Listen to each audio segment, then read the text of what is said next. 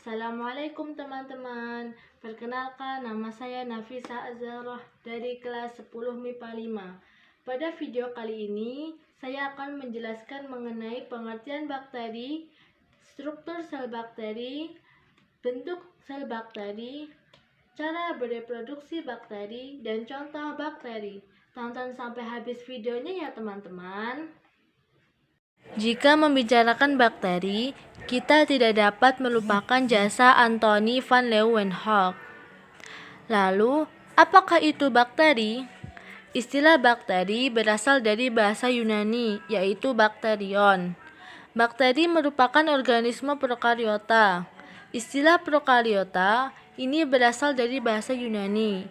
Pro yang artinya sebelum, dan karion yang artinya inti sel atau nukleus, yang menandakan ketiadaan inti sejati di dalam selnya. Sel prokariota belum memiliki membran inti sel, sehingga bahan genetik atau bahan intinya terkonsentrasi di dalam bagian yang disebut nukleoid. Lalu, apakah itu struktur sel bakteri? Struktur sel bakteri terdiri dari yang pertama, materi genetik.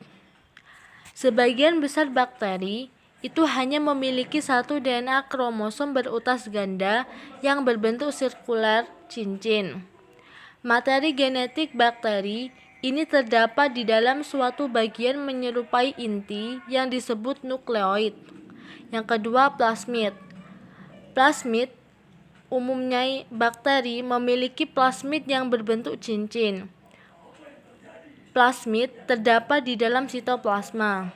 Yang ketiga, sitoplasma. Sitoplasma merupakan cairan yang bersifat koloid dan berisi semua molekul.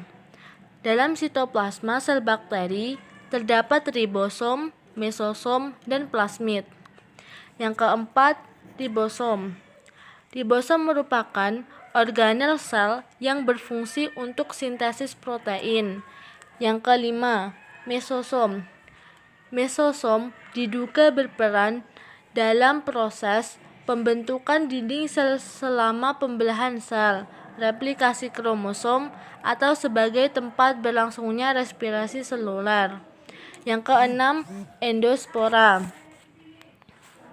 Endospora merupakan kondisi struktur atau spora berdinding tebal dan sangat tahan terhadap kondisi lingkungan yang jelek.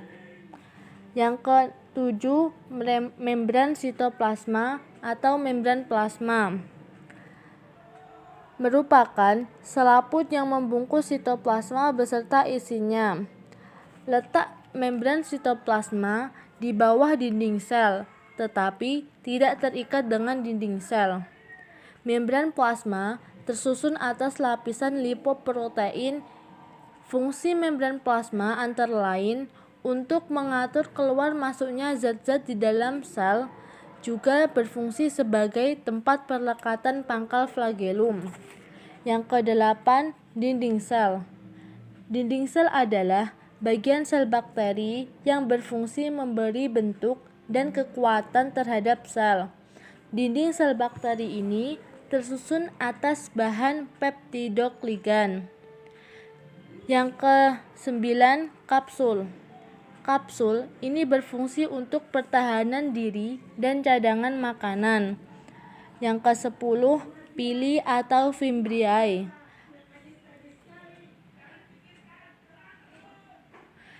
Pili digunakan sebagai alat lekat dengan bakteri lain atau dengan bahan-bahan padat yang merupakan makanan bakteri.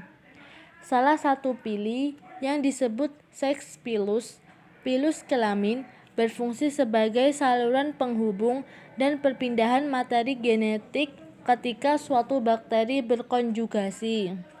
Yang terakhir atau yang ke-11, flagellum. Fungsi flagellum adalah untuk membantu pergerakan bakteri.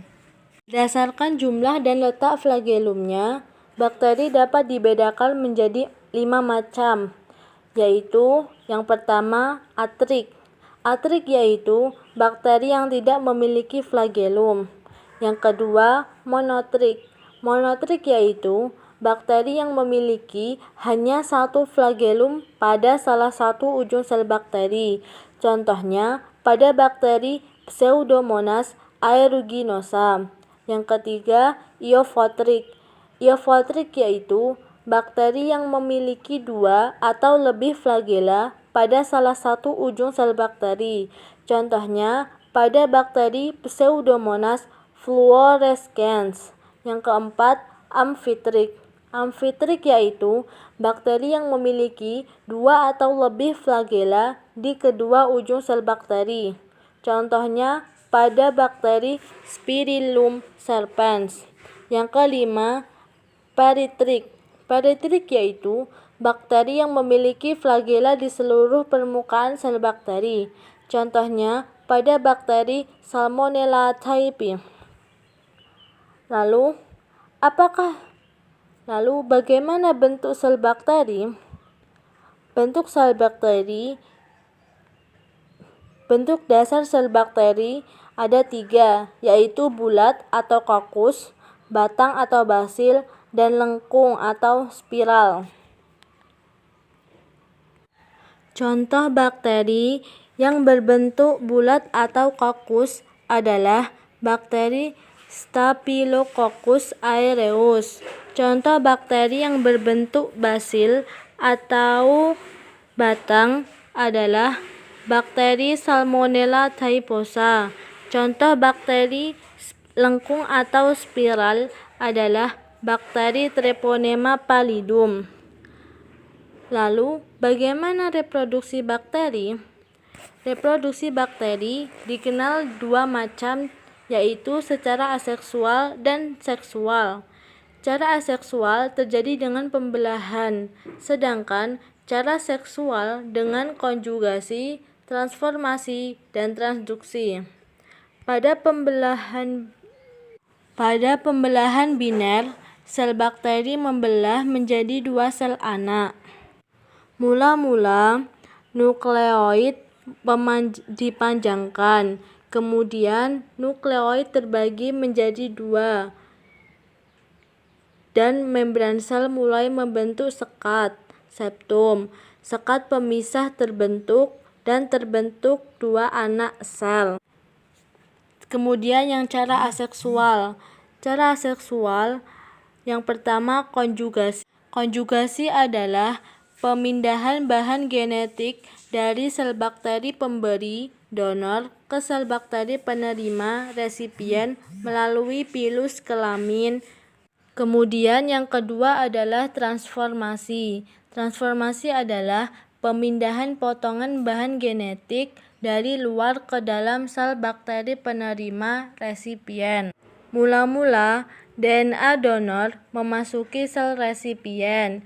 Kemudian DNA donor terpisah menjadi 2.